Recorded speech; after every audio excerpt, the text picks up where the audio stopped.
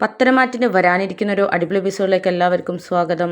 അങ്ങനെ രാവിലെ തന്നെ അബി കുളിച്ചൊക്കെ ഒരുങ്ങിയിട്ട് പുറത്തേക്ക് പോവുകയാണ്. ആ സമയത്ത് നയനയും ആദർശും അത് ശ്രദ്ധിക്കുന്നുണ്ട്.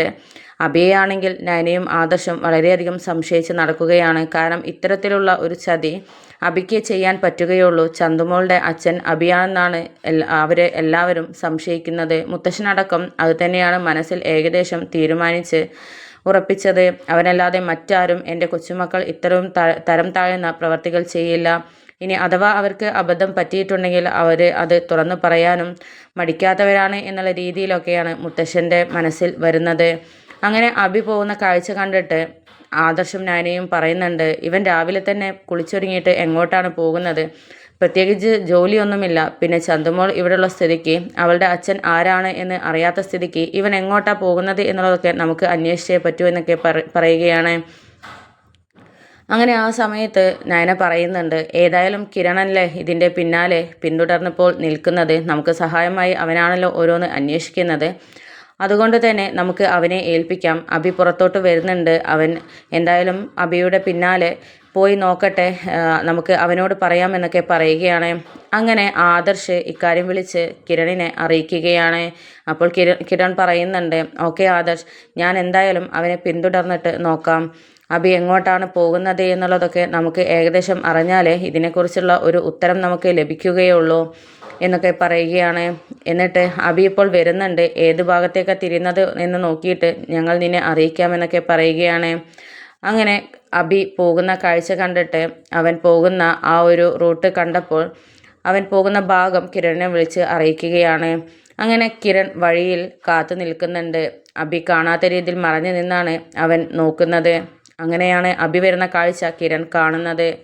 അങ്ങനെ അബിയുടെ പിന്നാലെ കിരൺ അവൻ എങ്ങോട്ടാണ് പോകുന്നത് എന്ന് അറിയാനായിട്ട് പിന്നാലെ പോവുകയാണ്. ഒടുവിൽ നമ്മുടെ അനഘയുടെ വീട്ടിലാണ് അബി എത്തുന്നത്. എന്നിട്ട് കിരൺ ചിന്തിക്കുന്നുണ്ട്, ഇത് ആ അനഘയുടെ വീടല്ലേ, ചന്തുമോളുടെ അമ്മ. ഇവനെന്താ ഇവിടെ കാര്യം?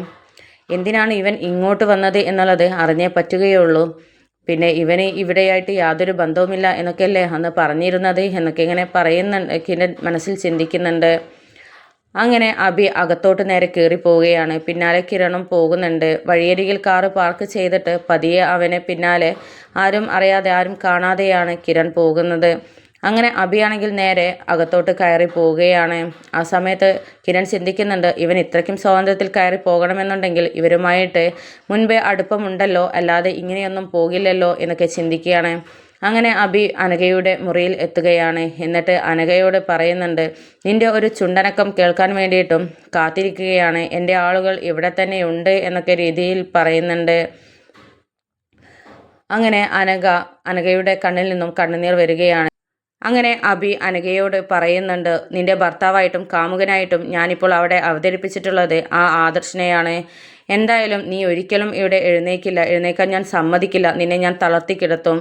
എനിക്ക് എൻ്റെ അഭിമാനം സംരക്ഷിച്ചേ പറ്റുകയുള്ളൂ. എനിക്ക് അവിടെ നിലനിന്നിട്ട് അവിടുത്തെ സ്വത്തുക്കളൊക്കെ കിട്ടണമെങ്കിൽ നീയുമായിട്ടുള്ള ബന്ധമോ ചന്തുമോളുടെ അച്ഛൻ ഞാനാണ് എന്നുള്ളതോ ഒരിക്കലും അവർ അറിയാൻ പാടില്ല. അതിന് കുറ്റക്കാരനായിട്ട് ആദർശ് തന്നെ വരണം, എൻ്റെ ഏട്ടൻ തന്നെ വരണം. അതിന് വേണ്ടിയിട്ടുള്ള എല്ലാ കാര്യങ്ങളും ഞാൻ ചെയ്തു വെച്ചിട്ടുണ്ട്. അതുകൊണ്ട് എനിക്ക് നേരെ ഇനി സംശയങ്ങളൊന്നും വരില്ല എന്നൊക്കെ അനഘയോട് പറയുന്ന സമയത്ത് അനഘയുടെ കണ്ണിൽ നിന്നും കണ്ണുനീർ ഒഴുകുകയാണ്. ഇതൊക്കെ കേട്ടിട്ട് പുറത്ത് കിരൺ നിൽക്കുന്നുണ്ടായിരുന്നു. അപ്പോൾ കിരൺ ചിന്തിക്കുന്നുണ്ട്, ഓഹോ, ഇതൊക്കെയാണല്ലേ നിന്റെ ഉദ്ദേശം? അപ്പോൾ നീയാണല്ലേ ഇവളുടെ കാമുകൻ. എന്നിട്ട് അത് നല്ലവനായിട്ടുള്ള ആദർശിൻ്റെ പേരിൽ ഇടാൻ നോക്കുകയാണല്ലേ, നിനക്ക് ഞാൻ വെച്ചിട്ടുണ്ട് എന്നൊക്കെ പറയുകയാണ്. അങ്ങനെ വീണ്ടും അനഘയോട് നമ്മുടെ അബി ഓരോന്ന് സംസാരിക്കുകയാണ്. ആ സമയത്ത് കിരൺ അതൊക്കെ വീഡിയോ പകർത്തി എടുക്കുകയാണ്. അങ്ങനെ നേരെ അബി പുറത്തോട്ട് യാത്ര പറഞ്ഞ് പോവാൻ നിൽക്കുകയാണ്. എന്നിട്ട് അനഘയോട് പറയുന്നുണ്ട്, ഇനി നീ അധികകാലമൊന്നും ജീവിക്കില്ല. ദൈവം നിനക്ക് ആയുസ് തന്നിട്ടുണ്ടെങ്കിലും എൻ്റെ കയ്യിൽ നിന്നും നീ അധികകാലമൊന്നും ജീവിച്ചിരിപ്പില്ല എന്നൊക്കെ പറയുകയാണ്. ആ സമയത്ത് അബി പുറത്തേക്ക് വരാൻ നിൽക്കുകയാണ് എന്ന് കണ്ടപ്പോൾ കിരൺ പെട്ടെന്ന് തന്നെ വീഡിയോ എടുക്കുന്നത് ഓഫ് ചെയ്തിട്ട് പുറത്തോട്ട് പോവുകയാണ്. അങ്ങനെ അബിയും പോകുന്നുണ്ട്. അങ്ങനെ പിന്നീട് കിരൺ ഇതൊക്കെ കഴിഞ്ഞതിന് ശേഷം നമ്മുടെ ആദർശിനെ ഫോൺ ചെയ്യുകയാണ്. എന്നിട്ട് പ്രധാനപ്പെട്ട ഒരു കാര്യം പറയാനുണ്ട്, നമ്മുടെ സംശയങ്ങളൊന്നും വെറുതെ ആയില്ല, നീ അത്യാവശ്യമായിട്ട് നയനയും കൂട്ടിയിട്ട് പുറത്തോട്ട് വാ എന്നൊക്കെ പറയുകയാണ്. അങ്ങനെ കിരണും നയനയും ആദർശും പുറത്ത് വെച്ച് കണ്ടുമുട്ടുകയാണ്. എന്നിട്ട് അബിയെക്കുറിച്ചും അഭി അനഘയെ കണ്ടപ്പോൾ സംസാരിച്ച വിഷയത്തെക്കുറിച്ചൊക്കെ പറയുകയാണ്. എന്നിട്ട് നീ പറയുന്നതൊക്കെ സത്യമാണോ എന്നൊക്കെ ചോദിക്കുമ്പോൾ അതിനൊക്കെ തെളിവായിട്ട് എൻ്റെ ഫോണിൽ ഞാൻ വീഡിയോ റെക്കോർഡ് ചെയ്ത് വെച്ചിട്ടുണ്ട്. ഇത് മുത്തശ്ശനെയും എല്ലാവരെയും കാണിച്ചിട്ട് അവൻ്റെ കള്ളത്തരങ്ങളൊക്കെ പൊളിച്ചടക്കണം. ഇനി എന്തായാലും അവനെ ഇങ്ങനെ തുടരാൻ അനുവദിക്കാൻ പാടില്ല എന്നൊക്കെ പറയുകയാണ് കിരൺ. എന്നിട്ട് അവനെ എന്തായാലും ഇതിനുള്ള ശിക്ഷ കൊടുക്കുകയും അനന്തപുരി തറവാട്ടിൽ നിന്ന് തന്നെ അവനെ പുറത്താക്കുകയും വേണം എന്നൊക്കെ പറയുകയാണ് ആദർശ്.